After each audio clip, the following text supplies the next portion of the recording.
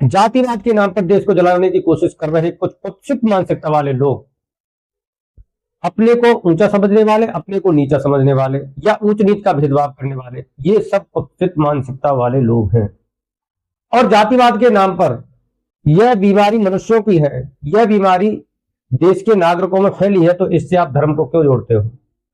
क्या वास्तव में सनातन धर्म जातिवाद फैलाता है? तो इसका जवाब मिलेगा आपको बिल्कुल कतई नहीं। जिसने इस धर्म को पढ़ा ना हो, इस धर्म की व्याख्या ना की हो, वह जातिवाद का जहर घोलेगा।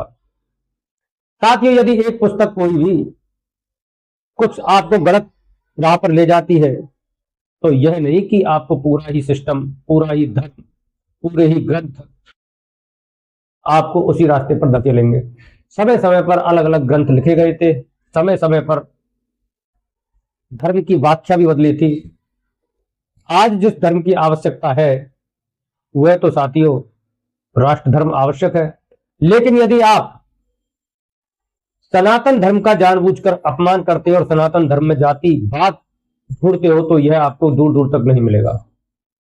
कुछ लोग जिन्हें वेद शास्त्रों का तनिक भी ज्ञान नहीं है, वह ज्ञान देने लगते हैं कि सनातन क्या है, सनातन किसी शास्त्र में लिखा है क्या? तो सनातन शब्द का प्रयोग बहुत शास्त्रों में हुआ है। अब थोड़ा सा आपको मैं ले चलता हूं कि सनातन धर्म में सर्वोपरि आज के समय में श्रीमद् भगवत गीता और रामचरितमानस को लोग बहुत ही आस्था का केंद्र समझते हैं और इसके सिद्धांतों पर चलते भी हैं। क्या इसके अंदर छुआछूत जैसी कोई कुत्सित मानसिकता के शब्द हैं? तो बिल्कुल नहीं है। अब वीडियो लंबा हो जाएगा, छोटे छोटे पार्टों में मैं आपको यह पूरा उल्लेख करूंगा, लेकिन आज आपको रामचरितमानस के बारे में समझाता हूं कि ईश्वर के यहाँ क्या छुआछूत है। तो ईश्वर के यहाँ तो हम सब एक ही ब्रह्म के ही तो जीव हैं। ईश्वर अंश जीव अविनाशी चेतन अमल सह सुख राशि। ब्रह्म के हम सभी जीव हैं। जातियां तो मनुष्यों ने बनाई हैं, ऊंच नीच ये सब मनुष्यों ने तय की है। जैसा जिसका कर्म है वह उसी दृष्टि से लोग उसे देख रहे हैं। लेकिन जातिवाद तो शास्त्रों में बिल्कुल कतई नहीं है।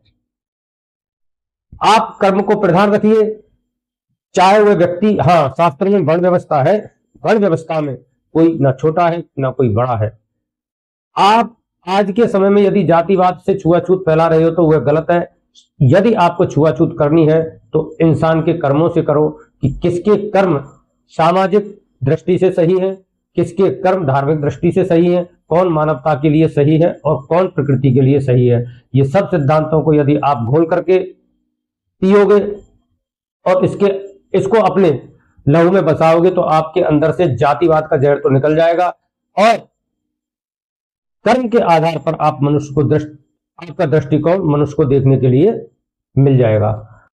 रामचरितमानस के अंदर एक चौपाई आती है कि जात पात कुल धर्म बढ़ाई, धनबल परजन कनु चतुराई, भगत हीन नर सोए कैसा, बिन जन भारत देखे ऐसा।